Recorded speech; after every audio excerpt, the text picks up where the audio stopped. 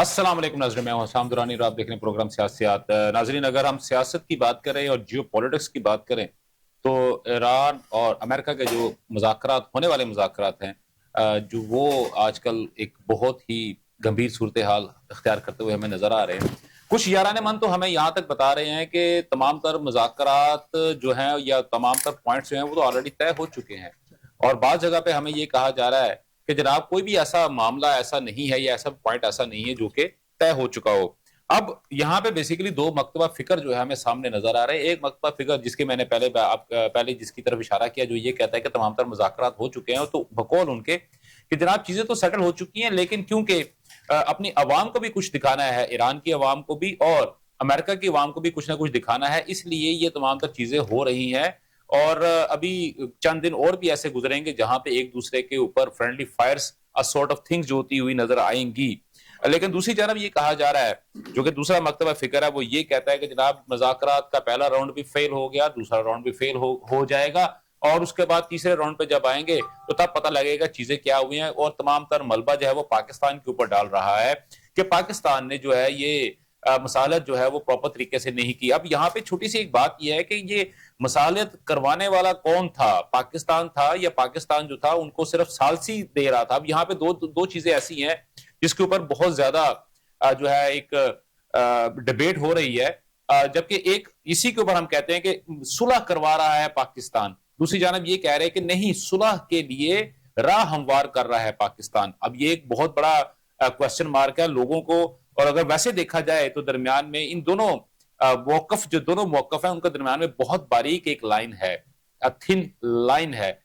लेकिन हम जब आपस में बात कर रहे होते हैं तो हम उस लाइन को ऐसे फलांगते हुए जा रहे होते हैं जैसे कि बच्चा या कोई भी एक मर्द जो होता है वो रस्सी फलांग रहा होता है कि एक झटके में इधर, एक ही झटके में हम इधर आ रहे होते हैं। क्योंकि सुलह करवाने वाला और सुलह के लिए राह हमवार करने वाले दोनों के दरमियान में क्या फर्क है, यकीनी तौर पे हम आज के प्रोग्राम में चीजों को डिस्कस करेंगे। लेकिन सबसे पहली बात जो है, जो सारा कुछ जाते हुए हमें यह बताया जा रहा है मादरत के साथ, कि ईरान ने जो है वो पाकिस्तान आने से इनकार कर दिया है। वो ये कह रहा है कि वो मुज़ाकरात में हिस्सा नहीं लेगा।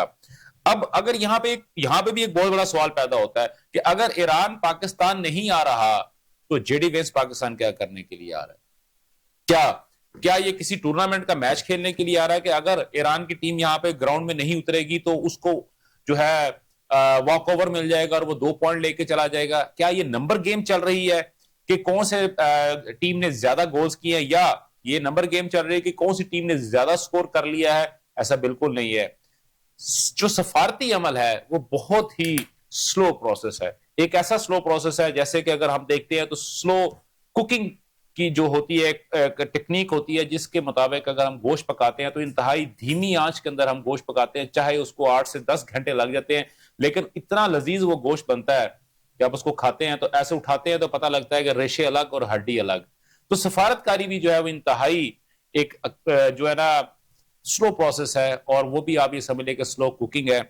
अगर लेकिन इसके अंदर जो एक परसेप्शन क्रिएट किया जाता है, जिसको लोग जब देखते हैं तो उनको तो नजर कुछ और आ रहा होता है, लेकिन पसे पर्दा क्या कुछ चल रहा होता है ये जानने के लिए बहुत गहरी निगाह की जरूरत होती है। और ये जानने के लिए आपको दिमागी तौर पे बहुत स्ट्रांग होना पड़ता है, चीजों को एनालाइज करने के लिए, क्रिटिकली एनालाइज करने के लिए। एक छोटी सी बात है, उसके बाद मैं प्रोग्राम का आगाज करता हूं कि एक जमाने में पाकिस्तान और भारत की एक जंग हुई 1971 की अगर मैं बात करता हूं, तो उसमें जुल्फकार अली भुट्टो साहब को डिप्टी प्राइम मिनिस्टर के तौर पे या एक एजाजी उनको ओहदा दिया गया, और उस वक्त जो थे वो हमारे वजीर खारजा भी थे, लेकिन उनको एक एजाजी ओहदा और भी दिया गया और जाके उन्होंने रियासत पाकिस्तान को रिप्रेजेंट करना था। और वहां पे उन्होंने जो तकरीर की, धुआंधार तकरीर की, जिसके अगर मैं पॉइंट्स, चंद एक पॉइंट्स अगर मैं आपको बताता हूं तो उसमें सबसे पहला पॉइंट ये था कि हम जंग नहीं हारे, हम जंग जीत चुके हैं। दूसरी बात उनकी ये थी कि हम आखिरी दम तक लड़ेंगे। तीसरी बात उनकी ये थी कि दुनिया की कोई भी ताकत जो है वो हमें रोक नहीं सकती, हम मर जाएंगे, हम हटेंगे नहीं। और उसके बाद उन्होंने माइक ड्रॉप एक सीन क्रिएट किया, और उन्होंने वो जो कागजात थे, जो तकरीर की कॉपी जो थी, जिसको वो देख के पढ़ रहे थे, या वो कॉपी जो तमाम के तमाम वहां पे मौजूद अहबाब थे, जितने भी मेंबर्स वहां पे मौजूद थे उनके सामने मौजूद थी, उन्होंने वो कॉपी उठाई, अपनी उसको ऐसे फाड़ा, हवा में उड़ाया और बाहर चले गए। नाजरीन, जब हमने वो तमाम तर चीजें देखी सुनी तो हमने कहा वाह कमाल हो गया, सफारतकारी हो तो ऐसी हो। लेकिन पसे पर्दा क्या हो रहा था वो आप सबके सामने है। आज तक वो जख्म हम लेके बैठे हुए हैं। मुझे ये जो सीन नजर आ रहा है इसके अंदर भी मुझे वही तमाम तर चीजें नजर आ रही हैं कि फ्रंट पे खड़े होकर ईरानी भी ये कह रहे हैं कि हम मर जाएंगे, तबाह हो जाएंगे, कुछ नहीं छोड़ेंगे, हम खुद मरेंगे तो सबको साथ लेके मरेंगे, वो तो डूबेंगे सनम, तुझको भी ले डूबेंगे। अमेरिका भी अपनी जगह पे खड़ा है कि भाई मैंने तमाम तर अपनी चीजें अचीव कर ली हुई हैं, जो बाकी रह गई हैं वो मुज़ाकरात के बेस के ऊपर मैं हासिल कर लूंगा। इन तमाम चीजों पर डिस्कस करने के लिए आज स्टूडियो में हमारे साथ मौजूद है जनाब डॉक्टर ज़ाकिरुल्लाह साहब। आप तजियाकार हैं, एक इंग्लिश अखबार है उसके ग्रुप हेड भी हैं। ज़ाकिरुल्लाह साहब से मैं आपको स्टूडियो में खुशामदीद कहता हूँ। उनके साथ साथ हमारे साथ मौजूद हैं डॉक्टर हसन मशवानी साहब, तजियाकार हैं और एक स्कूल है peace of peace and anti terrorism, उसको हेड करते हैं। और एक निजी यूनिवर्सिटी में डॉक्टर हसन साहब आपका भी बहुत बहुत शुक्रिया। आप तमाम तर दोनों अहबाब का बहुत बहुत शुक्रिया सर, स्टूडियो में तशरीफ ले गए। अब सर जो मुज़ाकरात हो रहे हैं अगर हम वही देखें जो मैंने अभी सर एक छोटी सी स्टोरी मैंने बयान की, sir kindly correct me if I am wrong, sir हुआ यही था ना सर, उसके बाद जो भी कुछ हुआ, लेकिन सफारतकारी में के मैदान में हमने मार नहीं खाई, हमने अपनी चीजें ये साबित की कि हम बिल्कुल ट्रू हैं, हम बिल्कुल सच्चे हैं, हमने अपने गोल्स अचीव कर लिए हुए हैं। बैक एंड पे क्या हुआ वो सबके सामने है। सर क्या यही सिचुएशन आपको नजर आ रही है सर मशवानी साहब? सबसे पहले तो बहुत शुक्रिया कि आपने इस इंतहाई अहम मौजू पे हमें मौका दिया कि हम बात कर सके। मेरा ख्याल है वो जुल्फिकार अली भुट्टो साहब की यूएन सिक्योरिटी काउंसिल की स्पीच है जी जिसकी तरफ आप जिक्र कर रहे हैं, और उन्होंने उस स्पीच को पढ़ा और यूएन सिक्योरिटी काउंसिल से वो बाहर निकले, वॉकआउट करके। अच्छा यहाँ पे तो सर वो बेल्जियम की शायद तहरीक थी सर, आई थिंक उस वक्त हमारी यानी हाँ जी यस वो बेल्जियम की मशरकी पाकिस्तान मशरकी पाकिस्तान मगरिब पाकिस्तान जी सर। अच्छा तो मैं गुजारिश ये कर रहा हूं कि ऑफ कोर्स क्या हुआ 1971 में और बांग्लादेश अलग हुआ, हमें सेटबैक हुआ, सारी चीजें, लेकिन अल्टीमेट चीजें कहां से सेटल डाउन हुई? डिप्लोमेसी सर, मैं वही कह रहा हूं, डिप्लोमेसी बहुत यस। तो उन्होंने ये जो कहा कि डिप्लोमेटिकली हम नहीं हारे, तो आपने बिल्कुल एक मैं समझता हूं उनकी एक मुनासिब इस चीज का एनालॉजी ड्रा की है कि ईरान और यूनाइटेड स्टेट्स जो हैं इस वक्त जिस पोजीशन में हैं दोनों की अपनी अपनी वीकनेस है और दोनों की अपनी अपनी स्ट्रेंथ है। अमेरिका की अगर आप स्ट्रेंथ की बात कर लें तो इसमें कोई शक नहीं है कि यूनाइटेड स्टेट्स ऑफ अमेरिका दुनिया की लार्जेस्ट और मोस्ट पावरफुल आर्मी है। अगर मैं सिर्फ और सिर्फ आपको यह बता दूं कि उनके दुनिया में तकरीबन 800 से ज्यादा मिलिट्री बेसिस हैं, 14,000 के करीब उनके पास फाइटर जेट्स हैं, और पूरी दुनिया में टोटल मिला के कोई 25 के करीब जो है ना एयरक्राफ्ट कैरियर्स हैं, जिसमें 20 या 22 जो है ना वो अमेरिका के हैं, 21 या 20 बाकी सारी मुल्कों के, ठीक है। अगर आप सिर्फ उनकी डिफेंस एक्सपेंडिचर को देखें तो पूरी दुनिया का 80% alone United States of America का डिफेंस एक्सपेंडिचर है। $900 बिलियन के करीब उनका मिलिट्री बजट है, ये उनकी स्ट्रेंथ है। बिल्कुल ठीक है। अच्छा जी, इतनी बड़ी जो आर्मी है, इतना बड़ा जो बैगेज है, उसको कैरी ऑन करने के लिए आपको एक बहुत स्ट्रॉन्ग इकोनॉमी भी चाहिए, और उससे ज्यादा स्ट्रॉन्ग आपको डिप्लोमेसी भी चाहिए। अच्छा जी, economically United States of America जो है वो पिछले तकरीबन को 1.5-2 दहाइयों से बड़ी तेजी से चाइना ने उससे वो सारे के सारे जो पैरामीटर्स हैं जो किसी ग्रेट इकोनॉमी या एक पावरफुल इकोनॉमी के होते हैं, यानी लार्जेस्ट जो है ना इंडस्ट्रियल प्रोड्यूसर है या इस तरह की जो चीजें हैं, लार्जेस्ट ट्रेडिंग पार्टनर है, रिजर्व्स हैं, ट्रेड जो है ना सरप्लस, वो सारी चीजें इस वक्त क्या है, ये चाइना के पास है। और वर्ल्ड बैंक की जो प्रेसिडेंट है जो गुज़श्ता क्रिस्टीना लोगार्ड, तो उन्होंने बड़ा एक उनकी सेइंग है कि बाय 2030 कोई पता नहीं चलता कि वर्ल्ड बैंक का जो हेडक्वार्टर है उसको बीजिंग में शिफ्ट करना पड़ेगा। ठीक है। इस वक्त यूनाइटेड स्टेट्स में एक बहुत बड़ी, जैसे कहते हैं ना, दोराहे पे खड़ा है। क्या वो अपनी ग्लोबल हेजेमनी को, जो उसने मिलिट्री माइट को एक एक्वायर किया हुआ है, उसके बेसिस पे उसको सस्टेन कर पाएगा या कि नहीं करेगा? ठीक है, ओके। दूसरी तरफ यह है कि क्या उसके पास इतने रिजर्व्स और उसकी इकोनॉमी में इतनी दमखम है कि वो अमेरिकन अवाम की और अमेरिकन मिलिट्री दोनों का बोझ उठा सके? तो ये भी माहिरीन के मुताबिक बड़ा मुश्किल है उनके लिए राइट नाउ। जी, अब जो सिचुएशन करंट सिचुएशन के साथ अब ईरान पे आते हैं। ईरान देखिए, ईरान को शुरू दिन से पता था कि उसकी वीकनेस क्या है। वो मिलिटरीली तो उसको बिल्कुल कन्फ्रंट नहीं कर सकता था। यूनाइटेड स्टेट्स ऑफ अमेरिका ने जितनी ज्यादा उनके ऊपर, जिसे कहते हैं ना, एक बड़ा असॉल्ट किया उनके ऊपर और पूरी तवानाई और ताकत के साथ, ठीक है। अच्छा, ईरान को यह पता था कि मैंने सिर्फ और सिर्फ ये जितने, मतलब वो जिसे कहते हैं ना झटके लग रहे हैं, उनको बर्दाश्त करना है, ठीक है ना। मैंने सरेंडर नहीं करना, मैंने अपनी जिसे कहते हैं यानी वो एक अपनी जो एंड्योरेंस है उसको गिव अप नहीं करना। सही है। अब ये सिचुएशन आ गई है कि टेबल टॉक दोनों चाह रहे, कोई भी ऐसा नहीं है जो ये क्लेम कर सकता है कि मुझे 100% जो मेरे ऑब्जेक्टिव्स हैं वो अचीव हो गए हैं, यानी टेबल से दूर। लेकिन सर बात ये आपका, सर ये सारा पॉइंट समझ आ गया सर। आपने ये बहुत ही एक ना इंटरेस्टिंग पॉइंट के ऊपर आप ले आए हैं ना अपनी इस गुफ्तगू को, कि दोनों मुल्क जो है वो टेबल टॉक चाहते हैं। लेकिन सर हमें जो सिचुएशन नजर आ रही है, अमेरिका कहता है कि मेरी शराइत पे मुज़ाकरात होंगे, ईरान कहता है कि जी मेरी शराइत पे मुज़ाकरात होंगे, तो सर शराइत किसकी मानी जाएंगी? अच्छा देखें, ये डिप्लोमेसी का एक असूल होता है कि जब आप टेबल टॉक के लिए जा रहे होते हैं ना, तो आप लिस्ट ऑफ डिमांड बहुत हाई पे रखो। वो तो बहुत हाई बिल्कुल हाई प्रोफाइल होती है, क्योंकि आप टेबल टॉक से पहले ये नहीं कह सकते कि जी मैं जो है ना बस बिल्कुल इतने पे राजी होने के लिए तैयार हूं, और मैं जो है ना जी आप कुछ भी ना दे दो फिर भी मैं गुजारा कर लूंगा, और चूंकि इस वक्त मुझे फेस सेविंग चाहिए, तो ये तो आप बिल्कुल भी नहीं कहेंगे। सही। लेकिन एट द सेम टाइम जो आप ईरान की बात कर रहे हैं कि ईरान कह रहा है कि जी मैं नहीं जा रहा, तो मेरा ख्याल है कि ईरान की कुछ ऐसी चीजें हैं कि मिसाल के तौर पर अगर वो अनाउंस करता है कि जी हाँ हम जा रहे हैं, अच्छा जी कब जा रहे हैं, किस वक्त जा रहे हैं, और इजराइल जो है उसकी पूरी कोशिश है कि इस डायलॉग प्रोसेस को किसी तरीके से सबोटाज किया जाए, तो मेरा ख्याल है कि वो भी बड़ा स्मार्टली प्ले कर रहे हैं। और जेडी वेंस साहब देखें, वो आप वाली बात है, कोई यहाँ पे कोई पीएसएल का मैच देखने तो नहीं आ रहे ना, वो भी आखिर एक वाइस प्रेसिडेंट है यूनाइटेड स्टेट्स ऑफ अमेरिका के।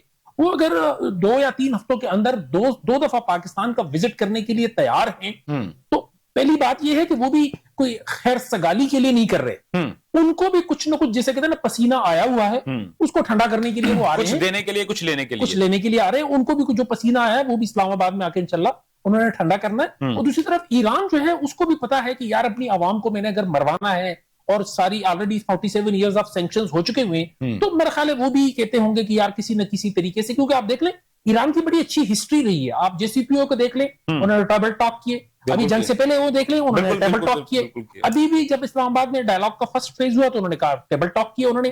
अभी भी मुझे यहाँ लगता यह है कि वो आएंगे, ऐसा नहीं है कि ये सब वन साइडेड नहीं है, सारी चीजें वो आएंगे, लेकिन ये है कि वो जिसे कहते हैं ना, यानी अपनी बार्गेनिंग चिप को हाई रख के आएंगे। ठीक हो गया सर, आपका ये पॉइंट आ गया, बिल्कुल सही हो गया। अच्छा अपना जाकरुल्लाह साहब, जो चीजें अभी हम देख रहे हैं, नो डाउट सर इन्होंने बता दिया है कि जनाब यहां से भी 100 मीटर जो है वो पूरा 100 पे होगा, ईरान की जाने से मीटर 100 पे होगा। लेकिन सर जब हमें ये कहा जाता है, एक जो हमारा मकतबा फिक्र जो मैंने बिल्कुल बात की बिल्कुल स्टार्ट पे, कि जी तमाम के तमाम चीजें हैं वो ऑलरेडी डिसाइड हो चुकी हैं, ठीक है। जैसे वो अजरा तफन्नन अगर हम बात करते हैं तो हम कहते हैं कि जनाब वो माल रोड का सौदा हो गया था, बस मैं खरीदते छोड़ दिया। कहता क्यों? कहता उन्होंने कहा था यार माल रोड हम बेच देंगे, शायरी नहीं बेचेंगे। तो सर क्या यहां पे भी कोई ऐसी चीज हुई है दोनों पार्टीज के दरमियान में, कोई छोटी सी चीज के ऊपर इनका आपस में मामला तय नहीं हुआ, उन्होंने कहा ठीक है हम नेक्स्ट में बैठेंगे, या तमाम तर मामला तय हो चुके हैं, सिर्फ और सिर्फ अवाम को दिखाने के लिए, बताने के लिए ये थप्पड़ों थप्पड़ वाला काम चल रहा है? सर जी बहुत शुक्रिया दुरानी साहब प्रोग्राम में मदऊ करने का, sir thank you very much. बड़ी खूबसूरत बात की, और ख़ास तौर पर इंट्रो में जो आपके सवाल के जवाब में डॉक्टर हसन साहब ने बड़ा मुदल्लिल जवाब दिया, उसी को सेकंड करते हुए मुझे एक चाइनीज़ वॉर स्ट्रेटेजिस्ट हैं, उनके कोटेशन में शेयर करना चाहूँगा। उन्होंने कहा था कि lose the battle but win the war. बिल्कुल ठीक है ना। अब अमेरिकन का सुनजू ने कहा, जी सुनजू जी बिल्कुल, थैंक यू। सुनजू ने जो ये बात की थी, इसके पीछे कई सारे मुहर्रिकात हो सकते हैं, ठीक है। वॉर एक न खत्म होने वाला फिनोमेना है, और निगोशिएशंस जो है डिप्लोमेटिक वॉरफेयर्स के अंदर इसकी बड़ी अहमियत है। इस वक्त दुनिया में बारूदों की जंगें अब नहीं लड़ी जाएंगी, अब सिर्फ परसेप्शन मैनेजमेंट के ऊपर काम होगा।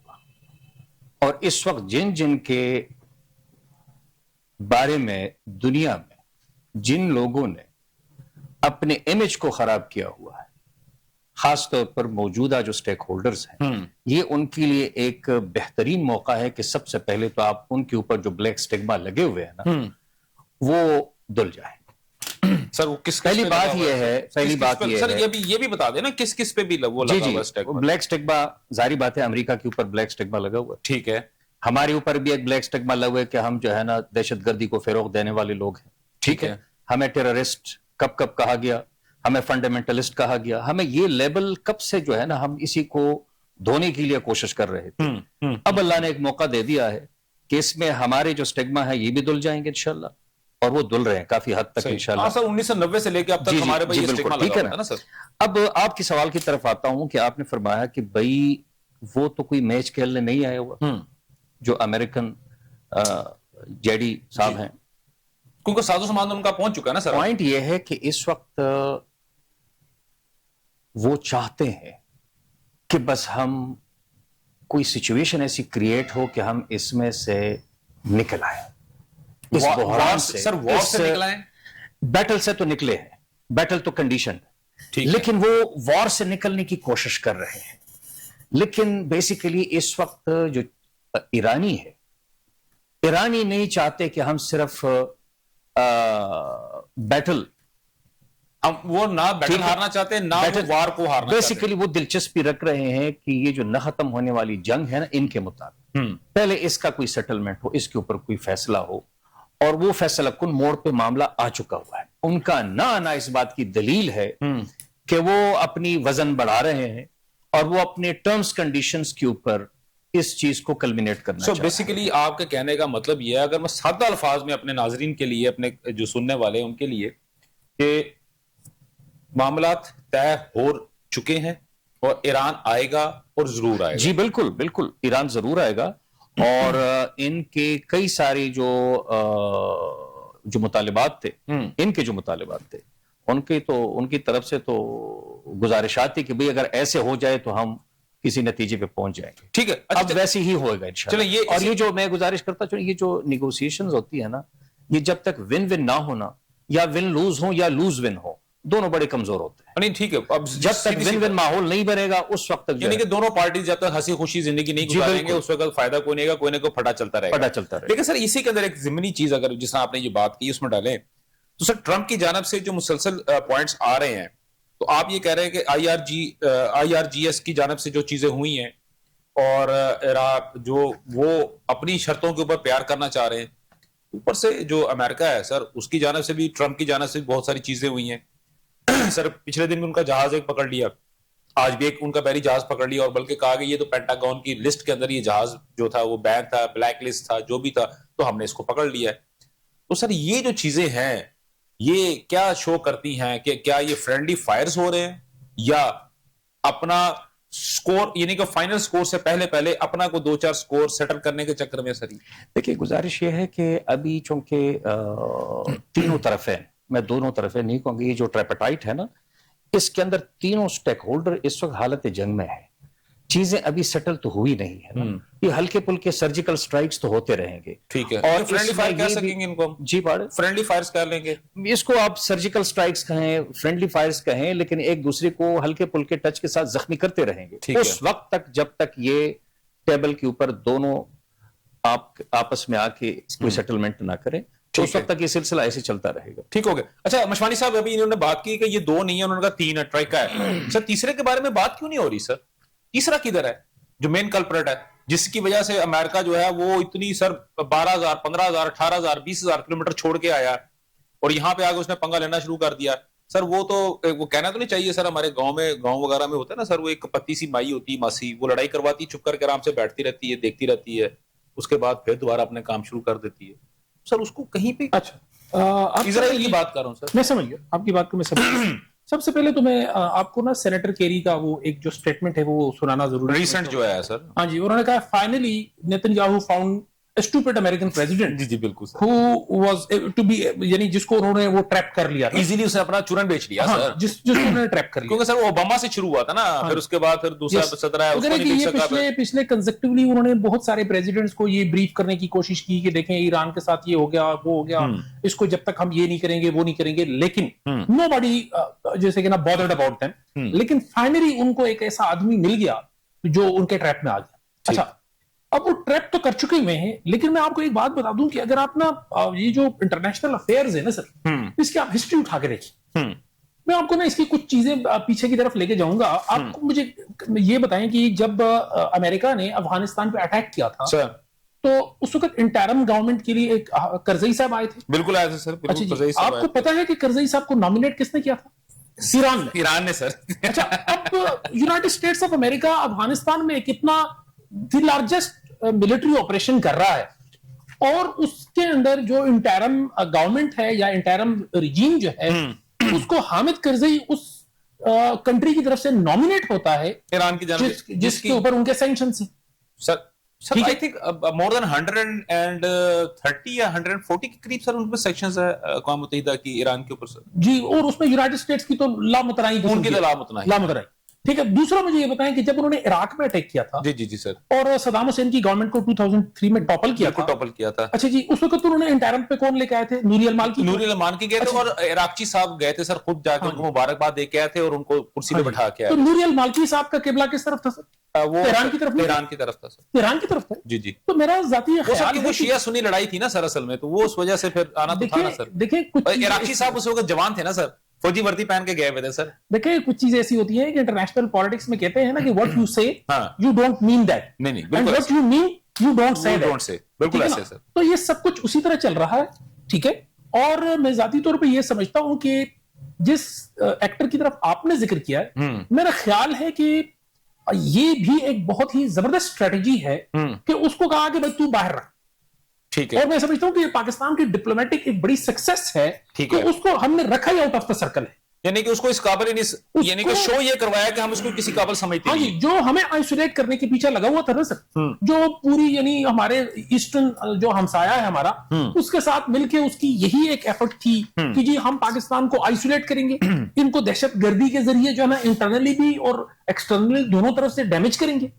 आज वो जो है ना सर, वो अपना जख्म चाट रहा है, ठीक है। और उसको आप देख लें, सबसे बड़ी मैं ये समझता हूं कि जिस किस्म का उसने मिडिल ईस्ट के अंदर इंक्रोचमेंट की थी, ठीक है कि नहीं, अब उसको वहां से जिस किस्म के यानी सेटबैक्स हो रहे हैं या हुए हैं, वो भी एक बड़ा ही उसके लिए जो है ना, मैं समझता हूं कि वो उसके जख्म है।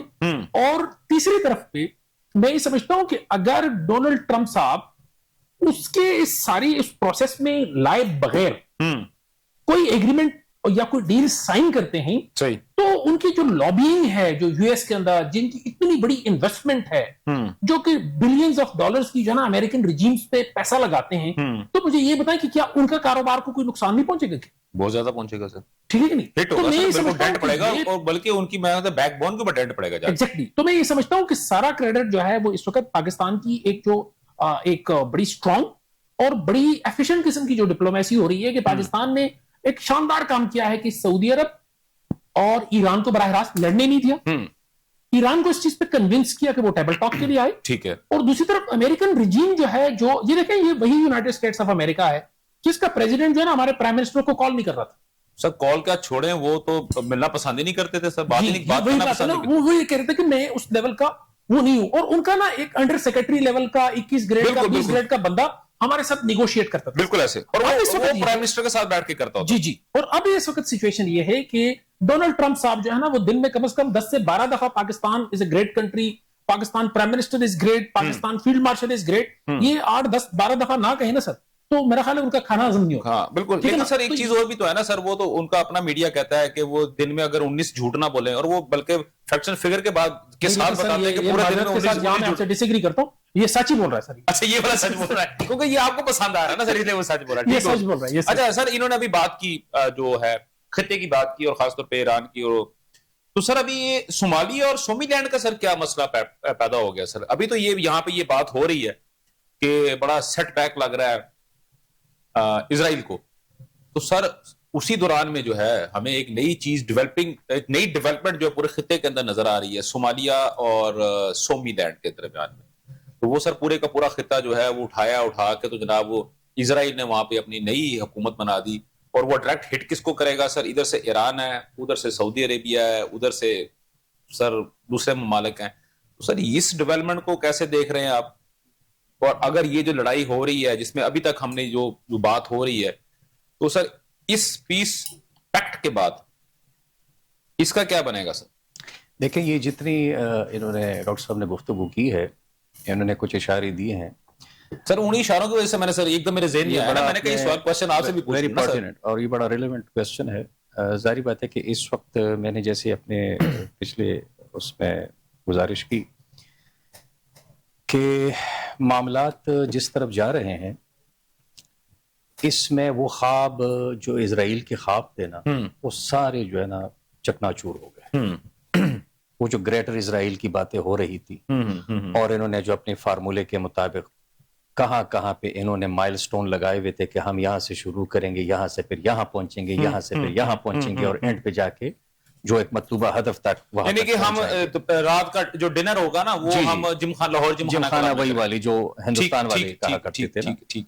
तो ये जो अभी इस तरह के जो चीजें हो रही हैं, ये बौखलाहट के शिकार हैं, ठीक है, और उसी बौखलाहट में ये कुछ भी कर सकते हैं।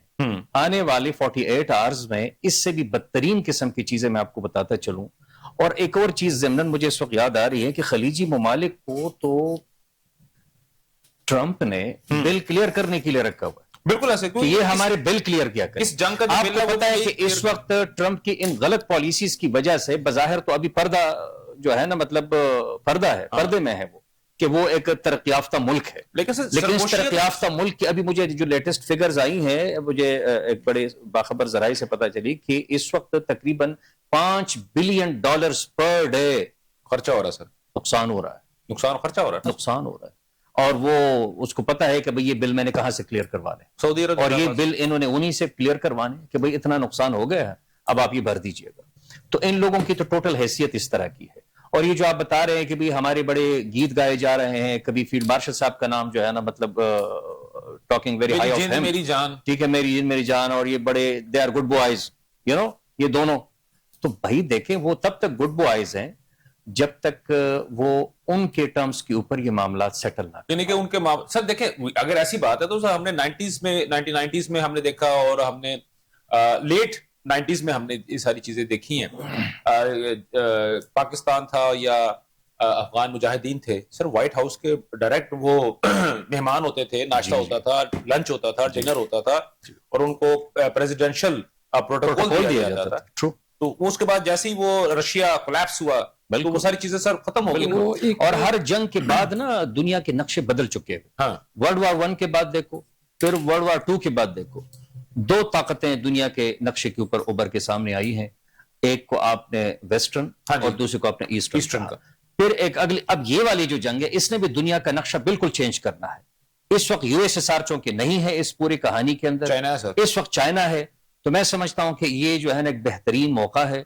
अब चाइना जो है ना वो प्रॉपरली डिक्लेयर हो जाएगा एक सुपर पावर की सूरत। तो वेस्ट में फिर अमेरिका रह जाएगा? नहीं, वो बैलेंस आउट हो जाएगा। तो फिर वेस्ट में कौन होगा? वही हैसियत होगी जो इस वक्त इस वक्त यूएसएसआर की हैसियत है। लेकिन सर फिर कोई वो सर आपसे सर वो फिर कौन होगा सर? में जो बैलेंस आउट है, वो बैलेंस आउट इसी तरह से वो चाइना जो है उसको कवर सर फिर तो सिंगल पोलर हो जाएगा ना। अभी तो सिंगल पोलर ही चल रहा है। सर कौन होगा जो निजाम हस्ती चलाएगा सर? अच्छा, मैं अर्ज करता हूँ। सबसे पहले तो सर की बात में डॉक्टर साहब की उसमें एक चीज कोट करता हूँ कि वो बड़ा एक मशहूर कोट है प्रेसिडेंट रेगन का, कि जब उनसे मुजाहिदीन का एक वक्त मिला जिसमें 5 लोग थे, तो उनका एक बड़ा जबरदस्त कोट है कि I can see the future George Washington among you. वो कह रहे थे कि आप में फ्यूचर का जॉर्ज वाशिंगटन बैठा हुआ है। तो सर ना करें सर, ना डराएं सर, हमने भी वसीम अकरम प्लस देख लिया ना सर यहाँ पे। चले वो तो जॉर्ज वाशिंगटन था सर, हमने वसीम अकरम प्लस देख लिया। नाउ कमिंग टू, अच्छा वो सुना है सर पीपल्स पार्टी में जा रहे हैं सर वसीम अकरम प्लस साहब भी। चले वो हम किसी पॉलिटिकल डिस्कशन में सर उस पर बात करें। वैसे गाड़ी ड्राइव कर रहे हैं। अच्छा गाड़ी, अच्छा हाँ वो नहीं सर, वो सर फौत की जनाजे से वापस आए। हाँ, तो वो अपने लीडर की सुन्नत को पूरा कर रहे थे ना। हाँ, बिल्कुल। तो कमिंग बैक टू योर वो सर, अच्छा सर ये जरा वैसे मैंने कहा थोड़ा सा लाइटर बोर्ड में हम लेके इस तरह है कि देखिए, बड़ी वाज़ेह सिचुएशन है कि अगर आप ना ग्लोबल मिलिट्री स्केच करें ना, तो इसमें कोई शक नहीं है कि यूनाइटेड स्टेट्स जो है ना वो नंबर 1 पे है। लेकिन देखिए, वॉर जो होता है ना, वो बुलेट और वॉलेट दोनों के साथ लड़ी जाती है। बिल्कुल ऐसे है सर। ठीक है कि नहीं? आप अगर आपके पास वो है, वेपनरी है, लेकिन आपके पास जो है ना वो स्टॉक नहीं है, आपके पास रिजर्व्स नहीं है, तो आप जंग नहीं जीत सकते। हाँ सर, ये हमने देखा है सर, जैसे रशिया कोलैप्स हुआ तो उसके बाद उनका जितना भी असला था सर, वो तो सारे का सारा ब्लैक मार्केट के अंदर सेल आउट हुआ। बल्कि अभी मैं जो है वो ये वीकेंड के ऊपर सर मैं मूवी भी देख रहा, अगरचे मूवी बहुत पुरानी थी, लेकिन मैं कुछ चीजें ताजा करने के लिए मैंने वो मूवी देखी थी। निकोलस केज की मूवी है, आप भी देखिएगा नाजरीन, आप भी सर जरूर देखिएगा, द वॉर लॉर्ड्स के नाम से। तो वो उसमें पूरी एक हिस्ट्री बताई गई है कि अमेरिकन जो है वो किस तरह पूरी दुनिया के अंदर वॉर मॉन्गरिंग को, उसको जज्बात को उभारते हैं और उसके बाद कहां कहां से वो असला उठाते हैं और किस किस तरह जाके वो असला सेल आउट कर रहे हैं। वो लोग, वो बच्चे जो कि जिनके पास खेलने के लिए मिट्टी के खिलौने तक नहीं होते, वही AK-47 जो है वो लेके फिर रहे हैं। तो वो सर बड़ी एक मेरा जाती ख्याल है, और खास तौर पे जो आजकल की सूरत हाल है पूरे खित्ते की और हमारी सबकी, मेरे ख्याल में हम सबको वो मूवी एटलीस्ट एक दफा देखनी जरूर चाहिए, क्योंकि उसके अंदर वो तमाम अमेरिकन की वो तमाम हिस्ट्री बताई गई है कि वो किस तरह वॉर लॉर्ड्स ये बने। जी सर। तो उस पर जब हम बात करते हैं ना, तो अमेरिका के लिए इकोनॉमिकली वॉर लड़ना वायबल नहीं है, अब नहीं है। ठीक है। और चाइना के लिए मिलिटरीली यूनाइटेड स्टेट्स को कन्फ्रंट करना मुश्किल है।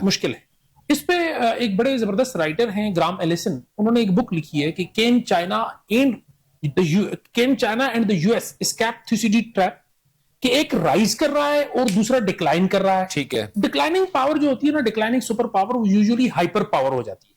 और उससे कोई ऐसा मिस्टेक हो जाती है कि वो जाके कन्फ्रंट करती है। But the Chinese are playing very smartly.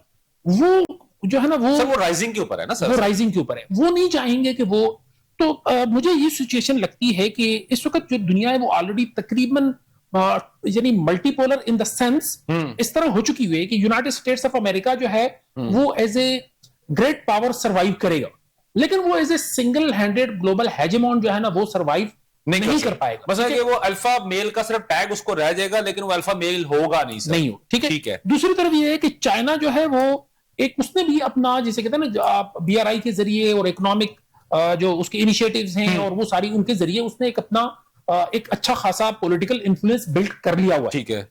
South Asia, central Asia और कुछ मिडिल ईस्टर्न कंट्रीज और कुछ दुनिया के दीगर खित्तों में, तो वो भी एक सिग्निफिकेंट पावर बन चुका हुआ है। अच्छा, रशिया जो है वो भी चूंकि ईस्टर्न यूरोप और सेंट्रल एशिया में उसकी भी एक बड़ी अच्छी खासी से है, तो ये भी एक पावर है। अच्छा, तीसरे नंबर पे एक बड़ा इंपॉर्टेंट पावर सेंटर है जो हम मिस कर रहे हैं, वो है यूरोप। यूरोप भी बजाते खुद वो पावर नहीं है, लेकिन पावर सेंटर्स बिल्कुल है। ठीक है, उनके पास एक सिग्निफिकेंट मिलिट्री वो सारा वो है, उनकी इकोनॉमी भी है, बिल्कुल है, कल्चरली पॉलिटिकली वो सारा कुछ बहुत स्ट्रांग है सर, अमेरिका से कहीं ज्यादा स्ट्रांग। यस, तो मैं ये समझता हूं कि इस वक्त ऑलरेडी अगर आप देखें तो ग्लोबल मैप के ऊपर आपको ये 4 पावर सेंटर्स नजर ऑलरेडी आ रहे हैं। ठीक है। अच्छा, अब ये जो नेक्स्ट वर्ल्ड ऑर्डर है ये मैनेज कैसे होना है? मेरा ख्याल है कि अगले कुछ अरसे में ये बाय 2030 या 20 चाइना डिसाइड करेगा कि ऑटोमेटिकली हो जाएगा। मैं ये समझता हूं कि ये जो देखिए, एक्चुअली इसी ग्राहम एलिसन ने ये कहा है कि सर ये किताब मुझे दीजिएगा सर, मेरे पास किताब नहीं है सर। इसने बड़ी इंटरेस्टिंग एनालिसिस किया। इसने कहा कि लास्ट 500 ईयर में आउट ऑफ 12 ट्रांजिशंस जो है ना वर्ल्ड ऑर्डर में वो कॉन्फ्लिक्ट्स के जरिए हुए। ओके, 12 जो है ना, ये 75% वो कॉन्फ्लिक्ट्स के जरिए होते हैं। Now it's the pressure. वही बात ना जो अभी डॉक्टर साहब ने भी की थी कि जैसे ही लड़ाई एक बड़ी होती है उसके बाद नक्शे चेंज होते हैं। एग्जैक्टली। तो इस वक्त जो है ना यूनाइटेड स्टेट्स ऑफ अमेरिका का एज ए ग्रेट पावर, उसका जो जिसे कहते हैं ना नर्वस टेस्ट हो रहा है कि वो अपने नर्व्स पे कितना काबू पा रहा है। बेसिकली आप ये कहना चाह रहे हैं कि right now it's a war of the nerves for America. Yes, ठीक हो गया। अच्छा सर, इसी चीज को सर मैं आपके पास लेके आता हूं। पहले हम थोड़ा सा जरा आते हैं अपने इस खित्ते के ऊपर आते हैं सर। डॉक्टर साहब, जब ये हुआ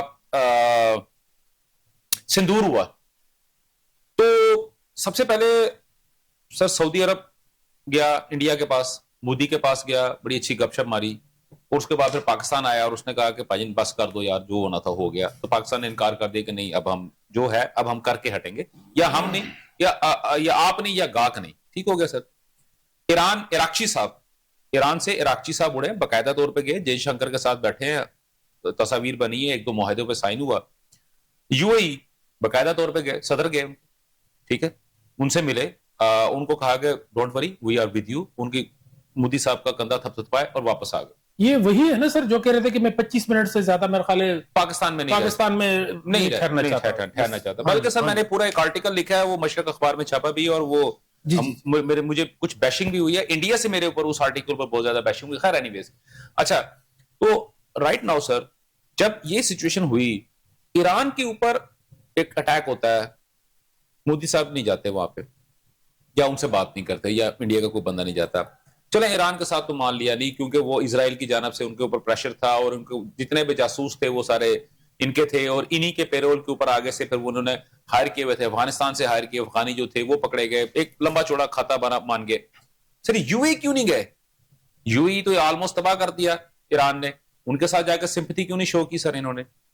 सबसे पहला टेंपल जो गोल्ड का है सर, यूएई के अंदर बनाया, इन्होंने बनाया ना सर, हमने तो नहीं बनाया ना। बिल्कुल। तो सर इनके तो रिलीजियस भी उनके साथ वहां पर है, तो सऊदी अरब के साथ, वहां पे इनके साथ बड़े स्ट्रॉन्ग रिलेशनशिप है, हैवी इन्वेस्टमेंट है सर। अब सर प्रॉब्लम ये हो रहा है कि ये जब सिचुएशन हुई है, वो तो भागे भागे आए, इसका कंधा थपथपाया, ठंडा पानी भी पिलाया, और उन्होंने कहा नहीं बच्चा तू फिक्र न कर, हम तुम्हारे साथ हैं, तू मार पाकिस्तान को। ईरान ने सर 2-2 मिसाइल मारे हैं सर, ये तो जा नहीं सके सर। ये सिचुएशन में अब आप इस सिचुएशन बताएं सर मुझे। दुरानी साहब, जिसको आपने सिंदूर कहा ना, विच इज नो मोर अ सिंदूर, अब वो तंदूर है। नहीं, तंदूर तो सर वो हमने साथ वालों का बनाया ना सर, ठीक है ना, वो हमने साथ वालों का बना दिया, उसको आप छोड़ दें। वो हमारी जो मीम्स बनी थी ना कि बाजी सुबह हम कूड़ा उठाने भी नहीं आएगा और खाना भी खुद बनाओ, हमारा तंदूर बंद होगा, बिल्कुल उसको छोड़ दें। वो किस पे आए सर? इस सिंदूर पे है, इन्हीं का जो इनका सिंदूर उजड़ा था। जी, सिंदूर उजड़ गया। सिंदूर उजड़ने के बाद आप ये देखें कि इनका इजराइल वाला विजिट आपको याद है ना सर? बिल्कुल याद है। ठीक है, ठीक 48 घंटे के बाद लड़ाई शुरू हो गई थी। इजराइल जाके इसने जब विजिट किया, एक बंदा होता है ना, वो या यूज होता है या मिस यूज होता है। अच्छा, ये दोनों हुए, ठीक है, लेकिन इस पे सर बड़ा स्ट्रॉन्ग वर्ड इस्तेमाल कर दिया आपने, मिस यूज होना। और फिर उसके बाद ये अब्यूज भी हुआ। ओह माय गॉश, ये एक सुपरलेटिव फिनोमेना है इस हवाले से चले गए कि इनके साथ वही हुआ। ठीक है, अब ये अब्यूज भी हो गया, ठीक है ना? ठीक है सर। तो जब कोई किसी सिचुएशन में जब आप इस तरह की लीडरशिप को जब आप अब्यूज कर लेते हो, तो सबसे पहले वहां पे वो अपना वो एक खो देते हैं, अपना जो एक अखलाकी कदर, ठीक है, वो प्रेस्टीज खो देते हैं। उससे फिर ऐसी ऐसी हरकतें हो रही होती हैं कि फिर इस तरह के सवाल उठते हैं, जैसे आपने फरमाया कि तो इसने वहां पे ऐसा क्यों नहीं किया। ये दुबई सवाल बुरा किया सर मैंने? नहीं, आपने सवाल बहुत अच्छा किया, लेकिन उस वक्त उसको वहां से जो इंजेक्शन लग गए थे ना, वो इस बात के मुतहमिल नहीं हो सकते थे कि ये वहां पर भी जाए। लेकिन सर मेरा बेशक उसको वो नजर आ रहा था कि इन्होंने हमारी मोहब्बत में वहां पे टेंपल भी बनवा दिए, हाँ। उसके बारे में भी उनको काफी बातें सुननी पड़ी कि भाई इन्होंने टेंपल क्यों बनवाए, और वो भी उस जमीन के ऊपर, उस जमीन के ऊपर, जो कि आज तक भी ऐसा नहीं हुआ था। उन्होंने ऐसे ऐसे काम करवाए। ये कैपिटलिस्ट इकोनॉमी की बदसूरती यही तो है भाई। मेरा असल क्वेश्चन ये है कि ये तमाम तर होने के बाद खित्ते की सिचुएशन को आप कैसे देखते हैं सर? मेरा क्वेश्चन ये है सर। अब आप मुझे ये बताएं कि क्या खित्ते के इस पूरे कार्यक्रम में इनका कहीं पे कोई बात हो रही है? वो कहां स्टैंड कर रहे हैं? उनका तो कहीं नामो निशान ही नहीं। बांग्लादेश के साथ तो बड़े ठीक है ना, वो बांग्लादेश के साथ जाहिर बात है, जिस इलेक्शन को इसने स्पॉन्सर किया उसको तो मतलूबा हदफ हासिल हो गया। हाँ, तारिक रहमान साहब की सूरत। सर मैं यही मेरा क्वेश्चन था सर, यही मेरा क्वेश्चन था सर। अक्सर लोग मानते हैं वो वाला काम इनका पूरा हो गया, ठीक हो गया, लेकिन ये दूसरा वाला काम इनका पूरा नहीं होगा। बस ये पॉइंट आप ज़हन में, ठीक हो गया। अच्छा सर, अभी जो इन्हीं देखते हैं, देखिए सर इसके अंदर एक चीज जो है, मैं दोबारा सर आता हूं मुज़ाकरात के ऊपर, सीज फायर के ऊपर। हमें जैसे मैं अब जो सेकंड जो मकतबा फिक्र है उसकी मैं चीज को आगे लेके आता हूं, और मैं खुद उसको थोड़ा सा क्रॉस करूंगा, यानी कि उस पर नेगेटिव एक पॉइंट लगाऊंगा। वो कहते हैं कि जी लड़ाई जारी रहेगी, लंबी चलेगी। ठीक है, हम भी मानते हैं लड़ाई लंबी चलेगी, क्योंकि आगे मई में सर वो एक दौरा आ रहा है अमेरिका का, चाइना का, ट्रंप खुद जा रहा है वहां पे, और वो चाहता है कि उस दौरान तक जो सीज फायर रहे, चीजें जरा सेटल रहे, थोड़ी लिंगर ऑन हो जाए। ईरान भी चाहता है चीजें थोड़ी लिंगर ऑन हो जाए। वो कहते हैं कि जनाब लड़ाई जारी रहेगी। वो कहते हैं जी हमने अपने मिसाइल को टाकी टूकी मार ली, हम आपको मारने को तैयार हैं। उधर से कहते हैं कि जनाब हमने नया बेड़ा मंगवा लिया, हम भी आपको तबाह कर देंगे, बर्बाद कर देंगे। सर आज एयर ईरान का बयान आया है आज का, ठीक है, और वो ये कहते हैं कि जनाब वेडनेसडे यानी कि कल का जो दिन होगा उस दिन आफ्टर 50 डेज हम रिज्यूम कर रहे हैं अपना डोमेस्टिक फ्लाइट ऑपरेशन। तो सो व्हाट इट मींस कि सर सुलह हो गई। अच्छा जी सर, मशवानी साहब। मैं अगेन ना इसको इस उससे देखूंगा कि क्योंकि सर अगर मिसाइल उड़ रहे हो, नीचे गिर रहे हो, तो सर आप जहाज तो नहीं उड़ा सकते ना सर वहां पे। सर देखिए, एक चीज ये होती है कि समटाइम्स ना जब आप भले आपको मार पड़ रही हो, हाँ, लेकिन मैं ये समझता हूं कि आप किसी को कोई 2-4 ऐसे यानी वो मौके मारते हैं हाँ। तो आप में कॉन्फिडेंस आ जाता है। और आपको मैं ये समझता हूं कि जाती तौर पे कि ईरान को शायद खुद भी इस चीज का अंदाजा नहीं था कि मैं इतना बड़ा काम कर जाऊंगा कि यूनाइटेड स्टेट्स को पसीने छुटवा लूंगा। ये मुझे ये मेरी अंडरस्टैंडिंग है कि शायद उनको इसका खुद भी अंदाजा नहीं था। और मेरा जहां तक ख्याल है कि वो जो ट्रैक टू डिप्लोमेसी होती है और बैक चैनल डिप्लोमेसी जितनी चीजें होती हैं, इसमें मैं एक चीज आपको ये बता दूं कि पाकिस्तान की जो डिप्लोमेसी है या जो पाकिस्तान की जो मीडिएटिंग रोल है उसको लोग थोड़ा सा ना मुझे एक यानी वाइब्स ऐसे आती है कि शायद लोग उसको थोड़ा नेगेटिव देखते हैं। हालांकि ऐसा नहीं है। पाकिस्तान के ऊपर ना एक कंपल्शन थी। Pakistan played a very smart यानी स्ट्रेटजी, उनकी मूव बहुत अच्छी रही। अच्छा, उसका ये है कि देखिए पाकिस्तान की एक कंपल्शन थी, वो ये थी कि हमारी एक एग्रीमेंट है सऊदी अरब के साथ। बिल्कुल है सर। और अगर ईरान और सऊदी अरेबिया की आपस में डायरेक्ट कॉन्फ्लिक्ट होता और वो जिसे कहते हैं ना यानी फुल वॉर होती, हेड ऑन होता, तो फिर हमने जो है ना ईरान को ये चीज कम्युनिकेट करना ये हमारी मजबूरी थी कि भाई वी आर बाउंड, फिर हम तुम्हारे खिलाफ आएंगे। अच्छा, ये हमने तो ये कम्युनिकेट कर दिया, लेकिन क्या उसका हमारे ऊपर भी तो रिपरकशंस थे ना। हमारा एक ऑलरेडी जो तकरीबन जो है ना 2700 किलोमीटर बॉर्डर जो अफगानिस्तान के साथ है, वो जो है ना पूरी तरह सिक्योर नहीं है। आगे जो हमारा बॉर्डर है तकरीबन 700 प्लस किलोमीटर ईरान के साथ, तो जब हम सऊदी अरब के साथ मिलके ईरान के खिलाफ लड़ेंगे तो वहां से भी तो हमारे ऊपर वो आना था ना। तो मैं समझता हूं कि पाकिस्तान ने अंडर द जैसे कहते हैं ना यानी एक उसके हीट ऑफ सिचुएशन में पाकिस्तान ने बड़ा स्मार्टली प्ले किया है और पाकिस्तान अपनी पूरी कोशिश कर रहा है कि किसी तरीके से ये जो नेगोशिएशन है ये सक्सेसफुल हो, ठीक है, ताकि जो ये जो पूरा रीजन है इसमें मजीद डिस्टेबलाइजेशन ना हो। तो पाकिस्तान ऑलरेडी इकोनॉमिकली हमारे चैलेंजेस हैं, टेररिज्म का हमें प्रॉब्लम है, तो अगर ये सारी चीजें हमारे खित्ते के अंदर एक और बहुत बड़ा डिस्टेबलाइजिंग फैक्टर आएगा तो उसके जाहिर सी बात है उसका हम पे ऊपर ना बहुत बड़े कॉन्सिक्वेंसेज होंगे। और ऑलरेडी देख लें कि 1979 से लेके आज दिन तक अफगानिस्तान का जितना हम पे वो आया है सारा, तो मेरे ख्याल से $200 बिलियन से ज्यादा का उसका हम सफर कर चुके हैं। 130 तो अभी ये वॉर ऑन टेरर और उसमें, और तकरीबन कोई इतना ही हम पहले कर चुके हैं। तो मेरा जाती ख्याल ये है कि पाकिस्तान और इसमें चाइना का भी बड़ा इंपॉर्टेंट रोल है, क्योंकि देखें डोनाल्ड ट्रंप साहब अगर यूनाइटेड स्टेट्स के प्रेसिडेंट अगर चाइना जाते हैं तो वहां जाके वो क्या करेंगे, उनको क्या कहेंगे?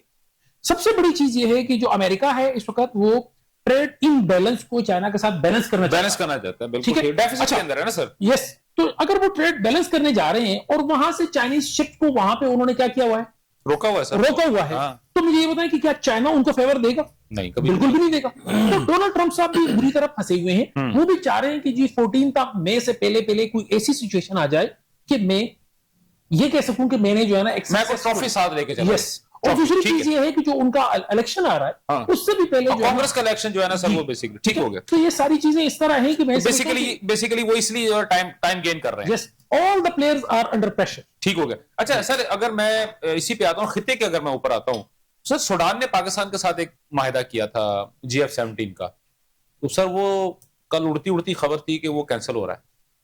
अब सर ये सोमालिया का और सोमीलैंड का सर इशू जिस पे मैंने आपसे पहले डिस्कस किया, उस पे सर इन्वेस्टमेंट सारी कर रहा है, सोमालिया के ऊपर इन्वेस्टमेंट कर रहा है कौन? Saudi Arabia. तो क्या सर वो सूडान वाला मामला जो है अगर हम वहां से निकालते हैं और हम सूडान से अपने जहाज नहीं उसको सेल करते, हम आ जाते हैं सोमालिया पे, तो पैसे सर वो हमें सोमालिया तो कभी भी नहीं दे सकेगा, वो तो हमसे भी बेचारे ज्यादा नीचे हैं। तो सऊदी अरब हमें पैसे देगा क्यों? क्योंकि हमने वहां पे सेव करना है किसके इंटरेस्ट को? सऊदी अरब के इंटरेस्ट को। सूडान के अंदर अगर हम जाते हैं तो वहां पे हम किसके इंटरेस्ट को सेव कर रहे थे? UAE के इंटरेस्ट को सेव कर रहे थे। पैसा वहां पे कौन दे रहा था? रशिया, अपना इजराइल वाया, क्योंकि वहां पे उनका अपना एक प्रॉक्सी चल रही थी। तो सर मुझे ये खिचड़ी समझ नहीं आई, जरा थोड़ा सा समझाएं सर जरा। देखिए इंटरनेशनल रिलेशंस में और इंटरनेशनल पॉलिटिक्स के अंदर सर मैं पैसों की बात कर रहा हूं सर, मैं उस तरफ आ रहा हूं, मैं पैसों की बात कर रहा हूं सर। हमें इसका ताल्लुक आपके रिलेशन के साथ। ठीक है, इस वक्त जो सबसे बड़ा स्टेक होल्डर है इस पूरी स्टेक होल्डर है इस रिलेशनशिप के अंदर, वो सऊदीया है। सऊदीया के साथ आप किसी भी सूरत ताल्लुकात खराब नहीं कर सकते, बिल्कुल नहीं करेंगे। ठीक है। आपने जो सूडान की बात की, तो सूडान को वो कंप्रोमाइज कर सकता है, सोमालिया वगैरह, ठीक है। वो यूएई को कंप्रोमाइज कर सकता है, लेकिन वो सऊदी अरब को कंप्रोमाइज नहीं करेगा, वो कभी भी नहीं करेगा, ठीक है ना। ठीक है, ये एक फिनोमेना है। नहीं, और ये इट्स अ यूनिवर्सल ट्रुथ आप कह सकते, ठीक है ना, अफाकी सच्चाई है जी, ठीक है, इसी सच्चाई में। और मेरी वो बात रिलेशन वाली इसी देखिए कि इंटरनेशनल रिलेशंस के अंदर ना आपका कोई परमानेंट दोस्त है, ना आपका कोई परमानेंट एनिमी होता है। बिल्कुल ऐसे पॉलिटिक्स आप किसी भी वक्त किसी के साथ भी कुछ भी कर सकते हैं। सर देखिए ना, इसमें अगर उस हिसाब से अगर मैं देखता हूं तो ईरान ने पूरी के पूरे मशरक वस्ता के अंदर से 13 से ज्यादा, बल्कि ऑलमोस्ट 17 के करीब आई थिंक सर उनकी अपनी प्रॉक्सी चल रही है। जी हाँ सर, पाकिस्तान के अंदर उनकी प्रॉक्सी चल रही थी। जी जी, ठीक है, अपना भारत के थ्रू वो पाकिस्तान में कर रहा था, अफगानिस्तान के अंदर बैठा हुआ कर रहा था, ईरान और ये सारी चीजें। चलिए उसके अलावा भी सर देखते हैं ना, अब जो सीन बन रहा है ना सर, पैसे पैसे बताएं, पैसे पैसे पैसे पैसे, असल बात पैसे हैं सर जी। बिल्कुल, कहां से आएंगे सर पैसे? देखें, दोनों सूरतों में देखें, इस वक्त यूएई इंपॉर्टेंट नहीं है पाकिस्तान। सर मैं पैसों की बात, पैसे जो है ना वो सऊदीया वाला मामला आगे बढ़ेगा। तो सर सऊदीया ने तो अमेरिका को भी पैसे देने हैं सर, सबको देंगे, वो सबके बिल क्लियर करेगा अपने ताल्लुकात बचाने की इस वक्त जो हालत बनी। मैं थोड़ी हेल्प करूंगा। हाँ सर, मैं सर थोड़ा सा उसमें ये है कि देखें, ये जो जरा मुख्तसर कीजिएगा क्योंकि वक्त बहुत थोड़ा रहेगा सर मेरे पास। आज मैंने अल जजीरा की खबर सुनी है कि यूएई ने ये कहा है कि अगर जंग प्रोलॉन्ग होती है तो हमें यूनाइटेड स्टेट्स से जो है ना इकोनॉमिक असिस्टेंस के सर, ये परसों की खबर है सर, अच्छा, इस बात को मैं उसी तनाज़ुर में सर बेसिकली पूछ रहा था। अच्छा, वो हो गया। तो वो जिनकी तरफ आप इशारा कर रहे हैं ना, जी सर, वो खुद ये चाह रहे हैं कि यार हमारी साढ़े वाल ना हो, ठीक है। अच्छा, जहां तक जेफ 17 की बात है तो ये कुछ 24 और सर बेसिकली ये परसों खबर आई थी और ये उसने दी थी, वॉल स्ट्रीट जर्नल ने दी थी सर ये खबर कि जनाब यूएई ने कहा कि भाईजान मेरे को पैसे मौके ने मैंने पैसे दे दो। तो पहले हैंड्स अप कर दिए, अमेरिका ने अपने हाथ खड़े कर दिए, भाई साढ़े को पैसे नहीं आगे। हाँ, मैं वो देखो फलाने को मैं लाया के तुम दे, ऐसे ही वो ऐसे ही करेगा। अच्छा, इस जंग के खिताब में वो ऐसे ही, जहां तक इन जहाजों की बात है ना, ये जो जेफ 17 थंडर है तकरीबन ब्लॉक 3 है, तो ये तकरीबन कोई अराउंड $900 मिलियन या 978 सर, अच्छा $1 बिलियन के करीब का वो है। और मेरी मालूमात के मुताबिक पाकिस्तान को जेफ 17 थंडर के इतने ऑर्डर्स मिल रहे हैं कि पाकिस्तान वो ऑर्डर्स मीट नहीं कर पा रहा। तो हमें, मेरा ख्याल है हमें सर ऑर्डर पे सर जिंदगी नहीं चलती, पैसों पे चलती। नहीं, तो ऑर्डर्स मिलेंगे तो आप जहाज सेल आउट करेंगे ना। वो जहाज ये तो नहीं होता ना कि सर आपने कह दिया और मैंने उठा के दे दिया। आप ऑर्डर देते हैं, उस पर इट टेक्स टाइम, ये टाइम लेता है। तो पाकिस्तान उसके जो ऑलरेडी एग्जिस्टिंग ऑर्डर्स है ना, वो मीट नहीं कर पा रहा। इतनी ज्यादा अल्हम्दुलिल्लाह हमें उसके ऑर्डर्स आ रहे हैं, तो मेरा नहीं ख्याल कि ये इससे कोई बहुत ज्यादा बेसिक। अच्छा, अगर ऐसी बात है अपना रक्षक, तो फिर आपका भी चाइना का अभी विजिट तो मेरे ख्याल में ड्यू है अभी जल्दी, तो सर आप जाके उनको कहें ना कि यार 2 प्लांट यहाँ पे लगाते हैं, आप टोयोटा कारों के या दूसरी कारों के प्लांट तो लगा सकते हैं, तो जहाज का प्लांट क्यों नहीं लगा देते सर? लाइटर नोट पे किसी ने अभी उड़ती उड़ती एक खबर सामने आई है, उन्होंने कहा कि भाई पाकिस्तान इस वक्त इस पोजीशन में है कि ये अपने जितनी भी डिफिशिएंसी है ना, इसके मैकअप जो ये बत्ती से भी करवा सकते हैं। नहीं सर, ये तो मीम्स चल रही है ना सर, वो तो, लेकिन सर असल में मैं बेसिकली ये मेरा पॉइंट ये है कि पाकिस्तान को चाइना अगर इतना सपोर्ट कर रहा है तो सर एक जो मैन्युफैक्चरिंग फैसिलिटी जो है ऑलरेडी नो डाउट हमारे पास है सर, हम कम से कम उस तरह की 1 या 2 फैसिलिटीज और लगा दे ताकि हम स्पीड अप काम कर सकें सर। मेरा बेसिकली ये कोई बाइद नहीं है, हो सकता है, ठीक है। और once this whole job is culminated, तो कुछ भी हो सकता है, कुछ भी हो सकता है, ठीक हो गया, बिल्कुल ठीक हो गया। अच्छा नाज़रीन, आपने तमाम तरह गुफ्तगू सुनी, मुज़ाकरात हो रहे हैं भाई सर, मुज़ाकरात हो रहे हैं, दोनों पार्टीज आएंगी। हमने जो है आज का जो प्रोग्राम था उसके अंदर हमने सफारतकारी की कुछ वो कहते हैं ना पंजाबी में को हमने इसब गोल ते गुजरा फरोल, लेकिन हम भी इसब गोल के अंदर से कुछ ना कुछ निकालने की कोशिश की है और उसका लुबे लुबाब हमारा ये निकलता है कि जनाब मुज़ाकरात भी होंगे, चीजें सेटल भी होंगी, हो सकता है कि फाइनल सिग्नेचर ना हो। फाइनल सिग्नेचर के लिए जो शुनीद है, डोनाल्ड ट्रंप खुद पाकिस्तान आना पसंद करेंगे। क्योंकि जब वो उस पर सिग्नेचर करेंगे तो that will be a trophy for him, जो कि अपने कार्नस के ऊपर सजाएंगे, पूरी दुनिया को दिखाएंगे कि देखें मैं इस जंग से ये चीज हासिल करके आया हूं। अलबत्ता जो दरमियान में वक्फा है, पॉज जो है, या जिसको हम सीज फायर कहते हैं, इसको प्रोलॉन्ग करने की बात हो रही है फॉर द नेक्स्ट 22 डेज या 25 डेज आई थिंक, वो देखें कब तक होती है। लेकिन पॉइंट ये है कि मुज़ाकरात बैकडोर जो डिप्लोमेसी है वो बड़े जोरों शोर से जारी है। क्या पता चाइना जाते हुए इस्लामाबाद से होके जाए। हाँ, ये भी पॉसिबिलिटी है कि चाइना जाते हुए वो पाकिस्तान से होते हुए जाएं और कहें कि चोई साहब मैं आए से जरा चाह कप आओ तो जाते जाते जरा थोड़ा नाम इस्लाम दुआ कर लो। अक्सर इसी तरह हाँ, शादी ब्याह के मौके पर भी ऐसी बिल्कुल ऐसे शादी ब्याह के मौके जो चौधरी होते हैं वो इसी तरह आ जाते होते हैं और उसके बाद इलेक्शन होता है। नाजरीन, आपने तमाम तरह गुफ्तगू सुनी है। लाइटर नोट के ऊपर हमने कुछ चीजें छोड़ी भी हैं आप लोगों के लिए, कुछ थोड़ी सी हमने संजीदा गुफ्तगू भी छोड़ी है कि आप इन पर गौर कीजिएगा। इंशाल्लाह कल दोबारा सेम चैनल सेम वक्त आपसे मुलाकात होगी। तब तक आप मुझे और मेरी पूरी प्रोडक्शन टीम को इजाजत दीजिएगा। अल्लाह हाफिज। पाकिस्तान पाइंदाबाद।